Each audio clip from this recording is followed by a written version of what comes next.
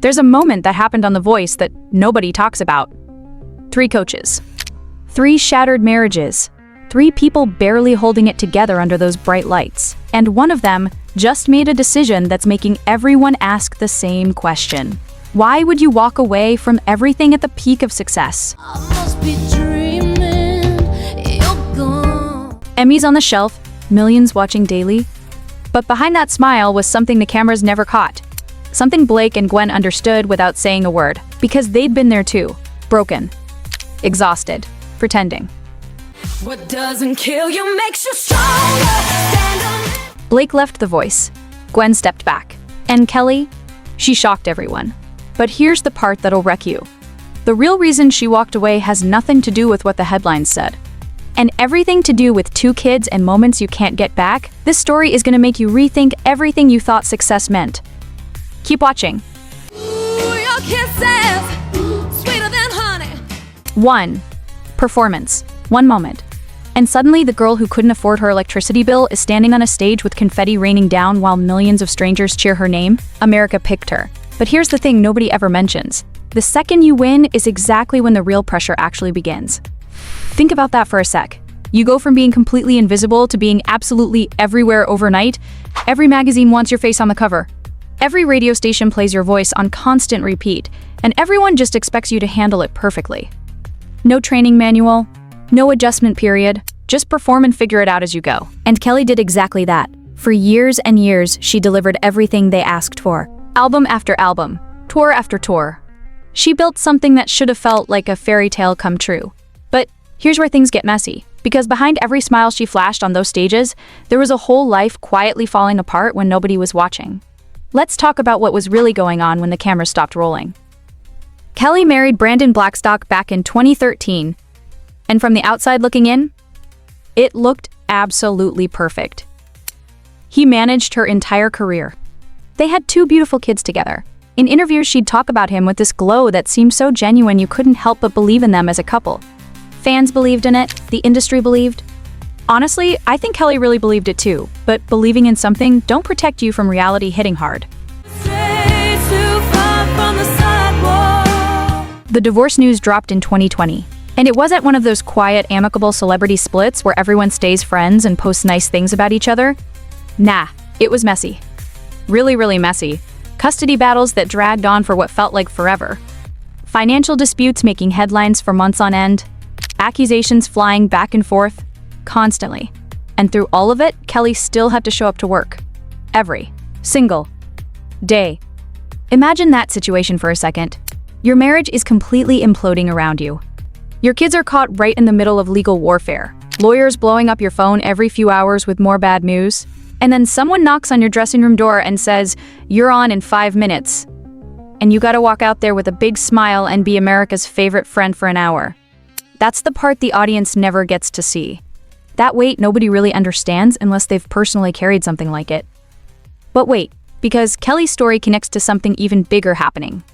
Something that was going on at another stage around the exact same time. This is where Blake Shelton and Gwen Stefani come into the picture. Because all 3 of them were sitting in those red voice chairs together during this period, and every single one of them was carrying invisible wounds the audience had absolutely no clue about.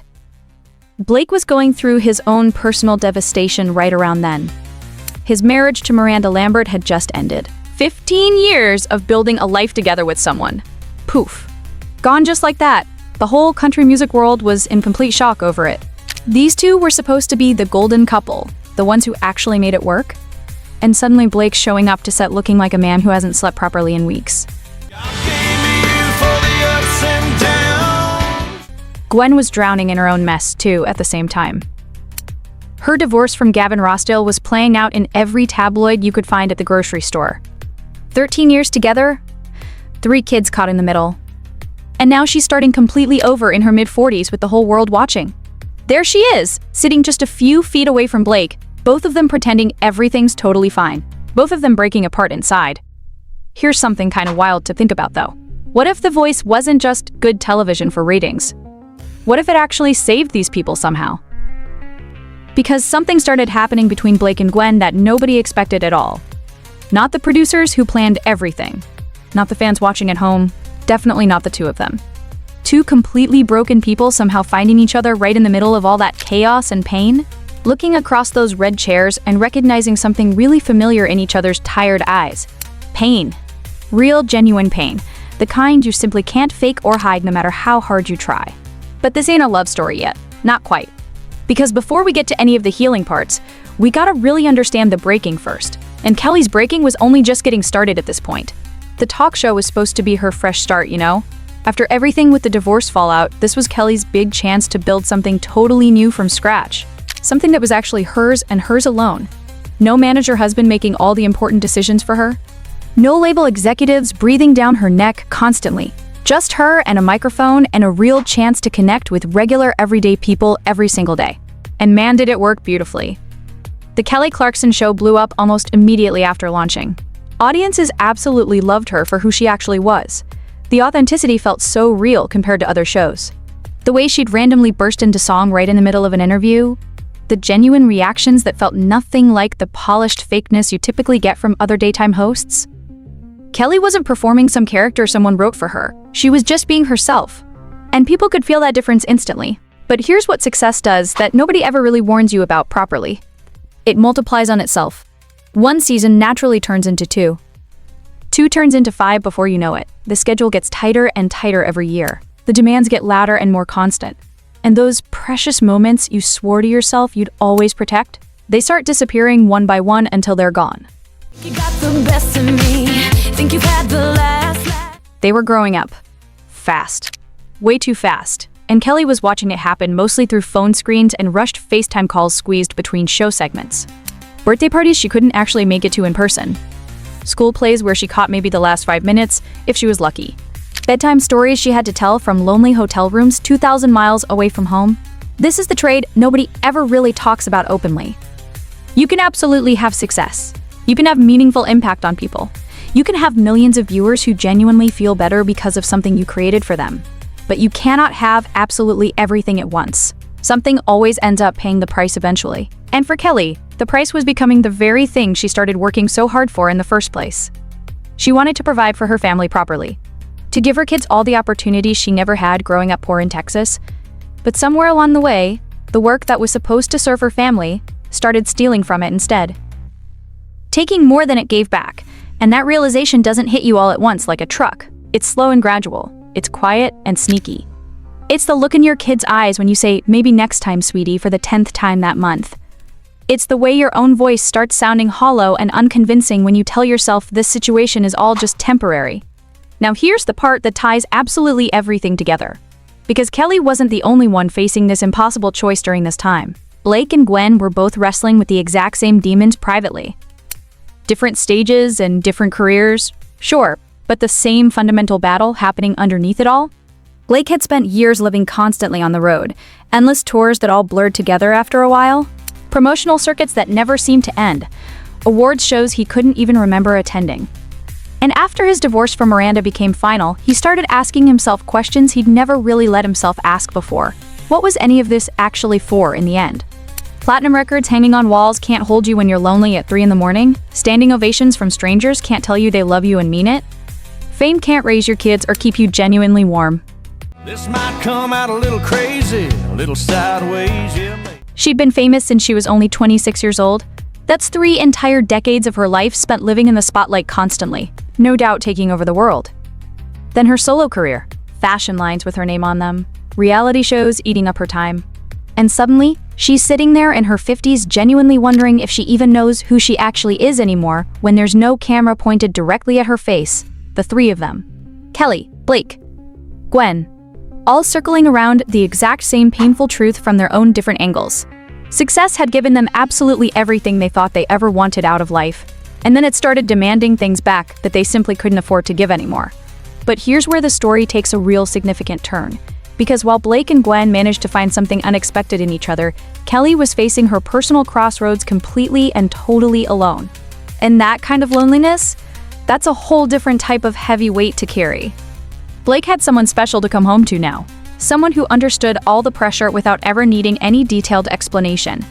Kelly had an empty, quiet house and 2 young kids who needed their mom around way more than America needed yet another talk show host.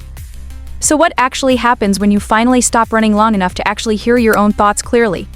That's exactly what Kelly started doing in those rare quiet moments. And what she heard in that silence changed absolutely everything about her perspective. Stick with me here, because what comes next explains exactly why she shocked the entire entertainment industry so completely, and why her decision might just be the single bravest thing she's ever done in her whole entire life. Part 2. Let's talk about something nobody in Kelly's position is ever really supposed to say out loud. I'm done with this. Not, I need a little break to recharge. Not, let's revisit this whole thing next season. Done. Completely and totally done. And in an industry that basically worships endurance and hustle above literally everything else, saying those words out loud is pretty much considered career suicide. Except, it wasn't for her. And here's exactly why that matters so much. Kelly had been watching Blake and Gwen carefully build something different over the past few years together. Something quieter and more peaceful. After they finally got married in 2021, Blake started stepping back from basically everything public. He left The Voice after all those seasons. Started spending way more quality time on his ranch out in Oklahoma doing simple things.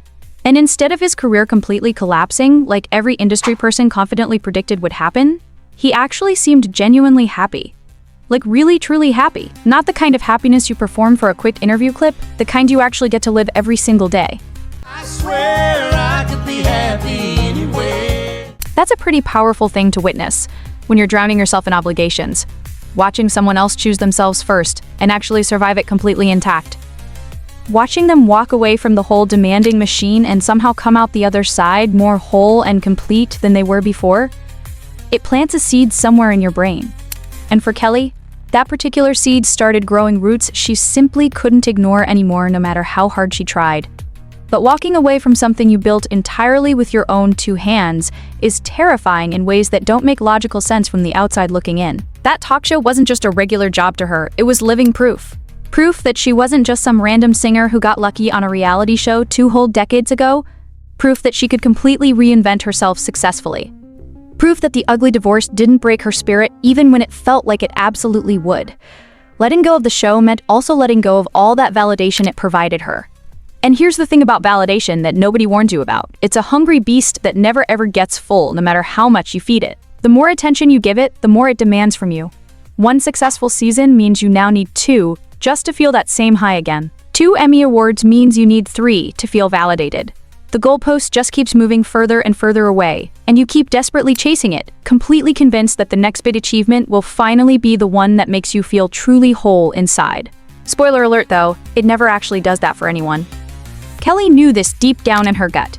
She'd probably known it for years, honestly. But knowing something intellectually in your head and actually acting on that knowledge are 2 very different things entirely.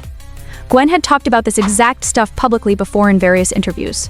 About all those years she spent trying to prove herself to people who ultimately didn't even matter.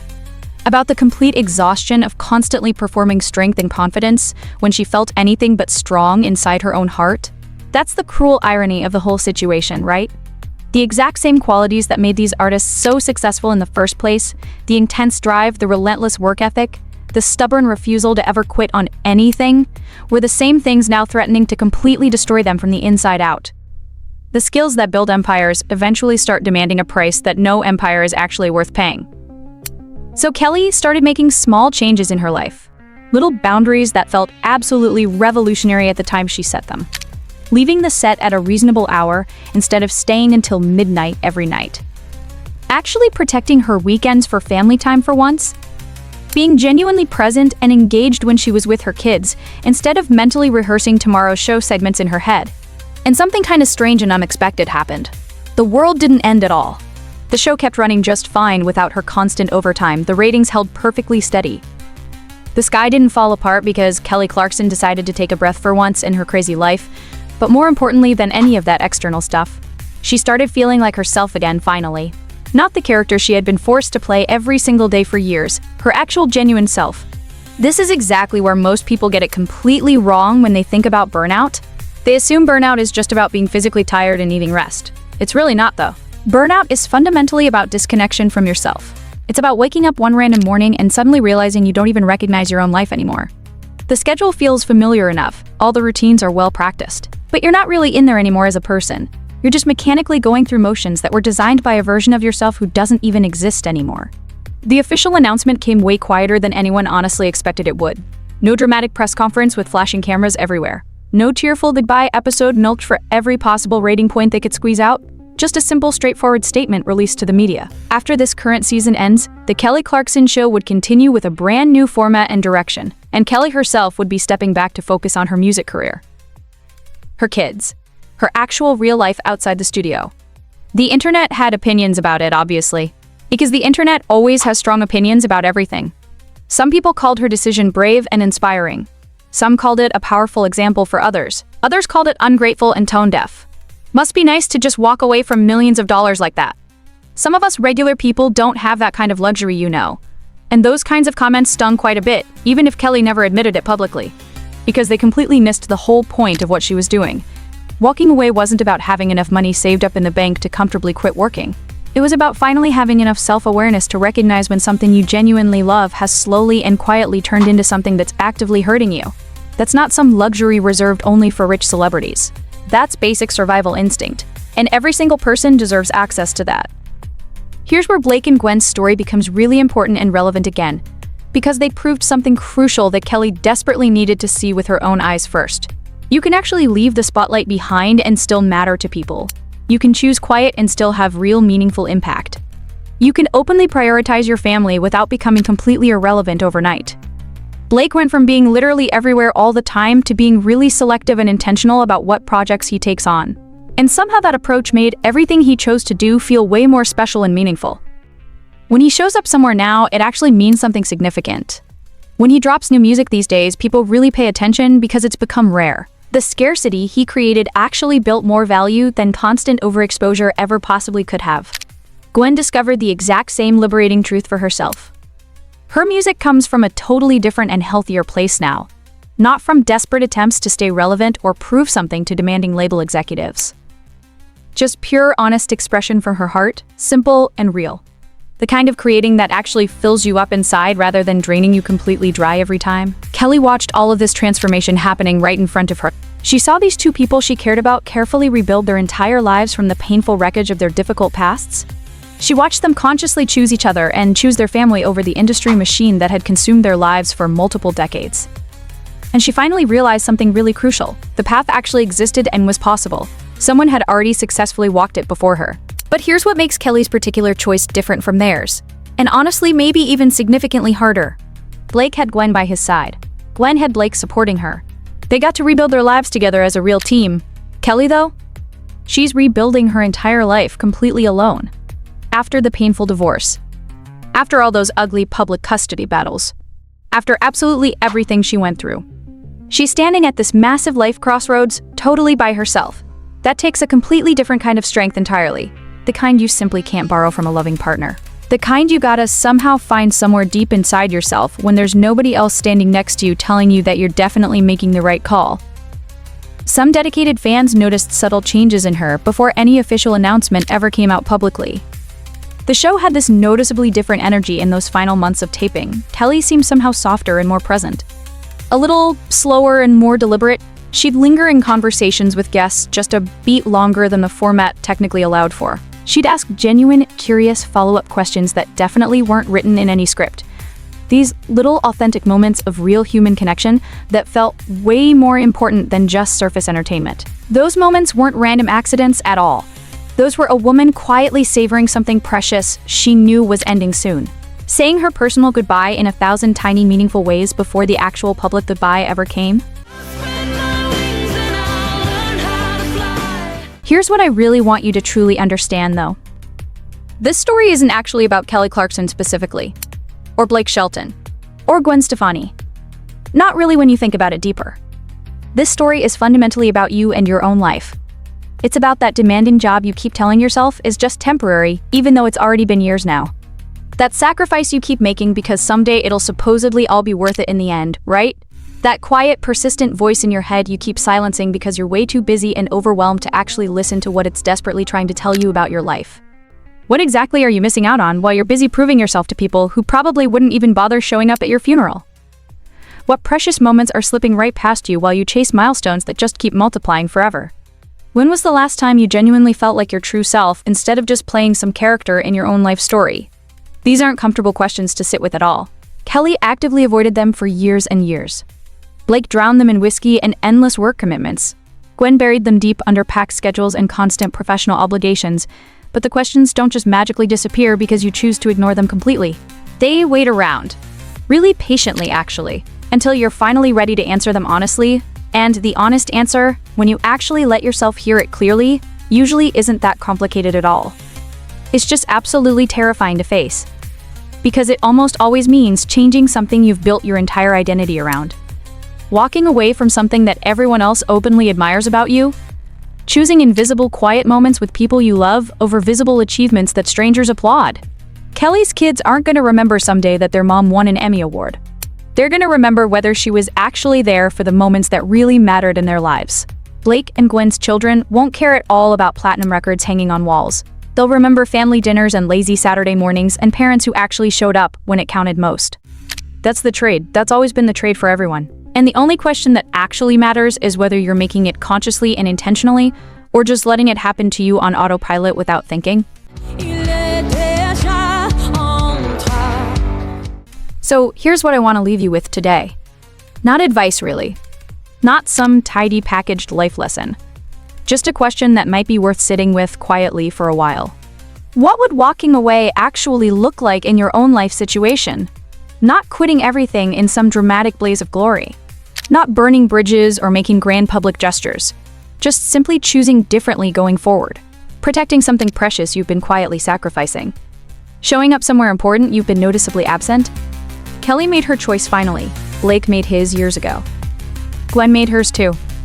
The specific details looked different for each of them, but the direction was exactly the same. Toward presence. Toward family.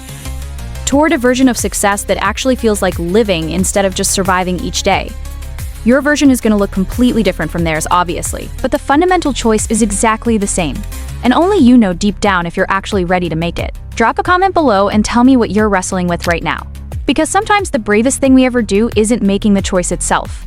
It's finally admitting out loud that a choice even needs to be made in the first place.